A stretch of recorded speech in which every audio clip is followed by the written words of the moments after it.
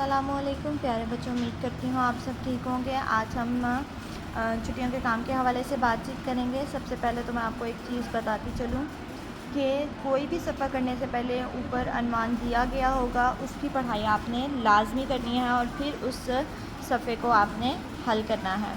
अब यहाँ पर लिखा हुआ है बहवाला सूरत अहज़ाब, यानी सूरत अहज़ाब का अपने रुकू नंबर 1 की पढ़ाई करनी है और उसके बाद आपने दुरुस्त जवाब का इंतखाब इसको हल करना है और उसके बाद दिए गए सवालात के जवाबात लिखें। यानी जब आप सूरत अहज़ाब के रुकू नंबर 1 की पढ़ाई कर लेंगे और उसके बाद आपने इन सवालात के जवाब लिखने हैं, वो आपको आपकी किताब में से ही मिल जाएंगे। प्यारे बच्चों, सफ़ा नंबर 2 को भी हल करने के लिए आपने सूरत अहज़ाब का रुकू नंबर 1 की पढ़ाई करनी है और अल्फाज मायने करने के लिए आप सफ़ा नंबर 28 से मदद ले सकते हैं। आगे आ जाते हैं, दिए गए सवालात के जवाब दें। ये जब आप सूरत अहज़ाब का रुकू नंबर 1 पढ़ लेंगे तो आपको ये सारे सवालात के जवाब बआसानी उसी सबक में से मिल जाएंगे। बच्चों, सफ़ा नंबर 3 को हल करने के लिए आपने सबक हिजरत व जहाद की पढ़ाई करनी है और पढ़ाई करने के बाद आपने सवाल नंबर 1 से 7 तक आपको जवाबात लिखने हैं और ये जवाबात आपको आपकी किताब से मिल जाएंगे।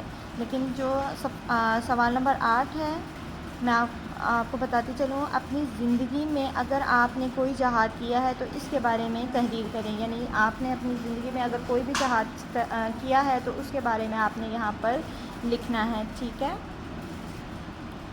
सफ़ा नंबर 4 को हल करने के लिए फिर से आपने हिजरत व जहाद जो है उस सबक की पढ़ाई करनी है, दुरुस्त जवाबात के इंतखाब करें। ये आपको बआसानी सबक पढ़ने के बाद पता लग जाएगा कि कौन सा दुरुस्त जवाब है। और नीचे एक सवाल दिया गया है, तफसीली सवाल, जहाज़ से क्या मुराद है, इसकी मुख्तलिफ़ इक़साम तफसील से बयान करें। जब आप हिजरत व जहाद पढ़ोगे तो आपको पता लग जाएगा कि जहाद क्या है और इससे क्या मुराद है और इसकी कौन कौन सी मुख्तलिफ़ इक़साम है, उनके बारे में आपने तफसील से बयान करना है। सफ़ा नंबर 5 को हल करने के लिए आपने हदीस नंबर 13 की पढ़ाई करनी है और उसका तर्जुमा, उसकी तशरीह को याद भी करना है, ठीक है। और उसके बाद आपने जो जवाब का इंतखाब इसको हल करना है और नीचे गए तमाम मुख्तसर सवालात जो हैं उस हदीस के मुताबिक आपने मुकम्मल करने हैं, ठीक है। जब आप हदीस पढ़ोगे तो आपको इन सवालात के जवाबात देने में आसानी होगी।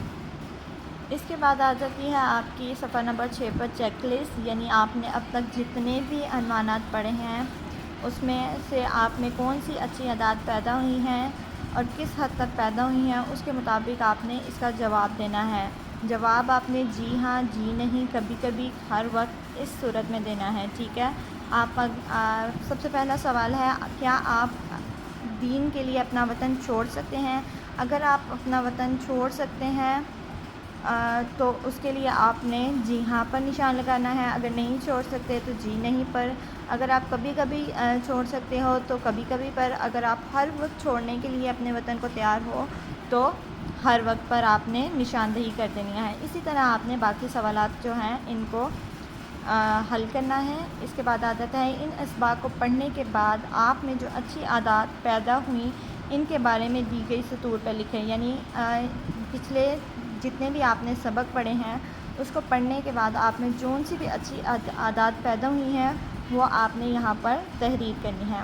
प्यारे बच्चों, अगर आपको इस सबक में किसी भी चीज़ की समझ नहीं आती या कोई भी सवाल हल करने में आपको मुश्किल पेश आती है तो आप गूगल क्लासरूम में पूछ सकते हैं या तो आप उस सफ़े की पिक्चर लेकर व्हाट्सएप पर ग्रुप में पूछ सकते हैं। शुक्रिया।